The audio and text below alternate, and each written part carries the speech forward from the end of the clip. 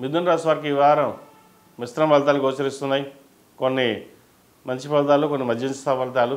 ముఖ్యంగా ఉద్యోగ సంబంధించిన వ్యవహారాలు, మెంటల్ స్ట్రెస్ ఎక్కువగా ఉంటుంది.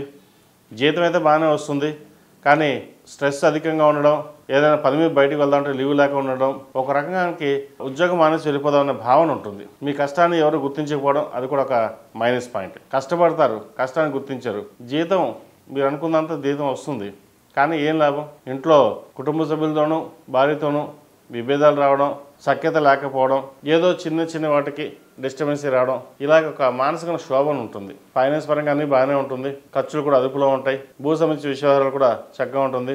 అలాగే వ్యాపార సంబంధించిన విషయాలు కూడా సానుకూలంగా ఉంది. ప్రస్తుతానికి ఎవరైతే వ్యాపారం చేస్తున్నారో వారికి ఎటువంటి ఇబ్బంది లేదు, చిన్న చిత్తగా నడిచిపోతుంటుంది. నూతన వ్యాపారం ప్రారంభించుకున్న వాళ్ళకి కొంచెం సమయం తీసుకుని ఆలోచించి నిర్ణయం తీసుకుని ముందుకు వెళ్ళడం చెప్పదగినది. భాగ్యంలో రాహు అంత గొప్పగా లేరు, వీళ్ళకి అదృష్టం తక్కువగా ఉంది.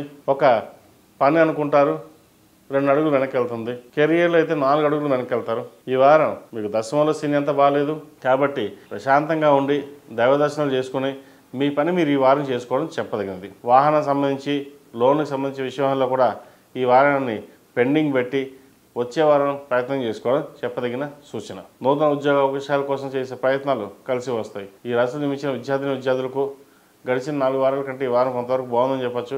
ఆరోగ్య రీత్యా కూడా చక్కగా ఉంటుంది. ఎటువంటి ఇబ్బంది లేని వాతావరణం నెలకొంటుంది. సప్తమాధిపతి, దశమాధిపతి అయిన గురువు జన్మరాశిలో ఉన్నారు.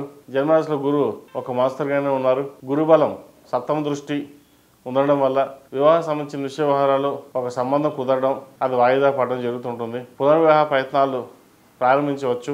ఒకసారి సంబంధం వస్తే దగ్గరగా ఉన్న జ్యోతిషికు మాట చూపించుకుని ముందుకు వెళ్ళడం చెప్పదగిన సూచన. ఈ రాష్ట్రంలో జన్మించిన స్త్రీలకు వృత్తి ఉద్యోగాల పరంగా, వ్యాపార పరంగా అనుకూలంగా ఉంది. ఆరోగ్య రీత్యా కూడా ఇబ్బంది లేని వాతావరణం ఉంటుంది. మన సంకల్పం సిద్ధిరస్తు అన్నట్టుగా ఏదైతే కోరుకుంటో అది నెరవేరుతుంది. ముఖ్యంగా సంతాన సంబంధించిన విషయ వ్యవహారాలు కన్సీవ్ అయ్యి ఒక శుభవార్త వింటారు. అదేవిధంగా సంతానం అభివృద్ధి ఉండే అవకాశం కూడా లేకపోలేదు. ఆడపిల్ల కానీ మగపిల్ల కానీ ఉన్న వాళ్ళకి మంచి ఉద్యోగం, ప్రభుత్వ పరంగా రావాల్సిన బెనిఫిట్స్ కానీ వచ్చే అవకాశాలు చక్కగా ఉన్నాయి. ఈ రాశి వారు ప్రతిరోజు ప్రతినిత్యం దక్షిణామూర్తి స్తోత్రాన్ని పఠించడం చెప్పదగిన సూచన.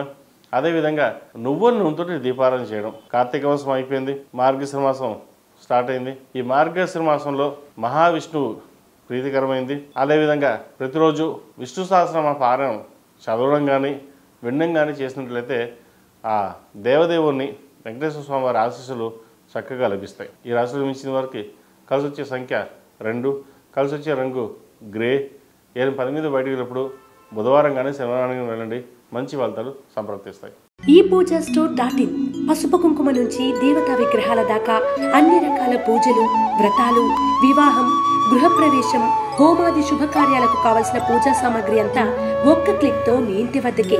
నేడే ఆర్డర్ చేయండి మీ ఈ పూజ స్టోర్.in లో. One stop for all puja needs.